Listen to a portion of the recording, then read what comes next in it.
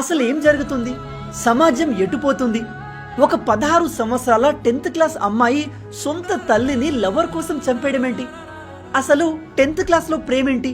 అది కామం. మేడ్చల్లో జరిగిన ఈ ఇన్సిడెంట్ చూసి ఏం మాట్లాడాలో అర్థం కావట్లేదు. ఇక్కడ కనిపిస్తున్న వీళ్ళను చూడండి. ఈ అమ్మాయి కేవలం 8 నెలల క్రింద ఇన్స్టాగ్రామ్లో వీడికి పరిచయం అయింది. ఇద్దరి మధ్య ప్రేమ చిగురించింది. ఫస్ట్ ఆఫ్ ఆల్ అది ప్రేమ కాదు, కామం. అండ్ వీళ్ళు లేచిపోయారు కూడా. వీడిని చూస్తే అమ్మాయిని చూసుకునేలాగా ఉన్నాడా?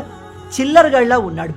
అందుకని ఈ అమ్మాయి తల్లి పోలీస్ కంప్లైంట్ చేసి అమ్మాయిని తిరిగి రప్పించుకొని, వద్దమ్మా, ఈ ఏజ్లో ఇది కరెక్ట్ కాదు, నీకు రైట్ ఏదో రాంగ్ ఏదో అర్థం కావట్లేదు, లైఫ్లో కాస్త సెటిల్ అవ్వు, అప్పుడు నీకు నచ్చిన అబ్బాయితో పెళ్లి చేస్తాను, మంచి సంబంధం చూస్తాను అని మందలించింది. కానీ ఈ దేడ్ దిమాకి ఆ విషయం అర్థం కాలేదు.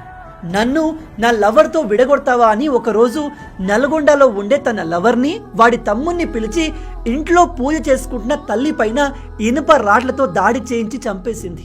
షాకింగ్ విషయం ఏమిటంటే ఈ తల్లి ఆ అటాక్లో చనిపోలేదు, కొన ఊపిరితో కొట్టుకుంటుంది. ఈ చిల్లరగాడు చనిపోయిందిలే అనుకుని వెళ్ళిపోయాడు.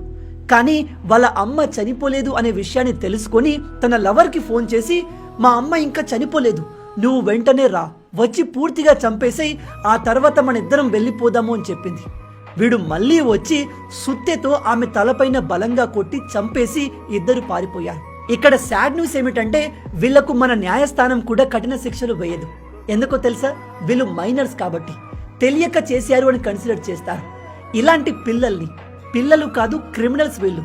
వీళ్ళను ఏం చేస్తే బాగుంటుంది? ఈ వీడియో చూస్తున్న తల్లిదండ్రులందరికీ చెప్తున్నాను, దయచేసి జాగ్రత్త పడండి. మీ పిల్లలు ఇంటర్నెట్లో ఏం చేస్తున్నారు, ఎవరితో మాట్లాడుతున్నారు, బయట ఎవరిని కలుస్తున్నారో ఒక కంట కనిపెడుతూ ఉండండి. లేదు మా పిల్లలకు ఫ్రీడమ్ ఇస్తాము, మా పిల్లలకు ఫోన్లు ఇస్తాము, వాళ్ళు సోషల్ మీడియాలో విచ్చలవిడిగా ఎంజాయ్ చేసేలా చేస్తాము అంటే నెక్స్ట్ ఈ పరిస్థితి మీకు కూడా రావచ్చు.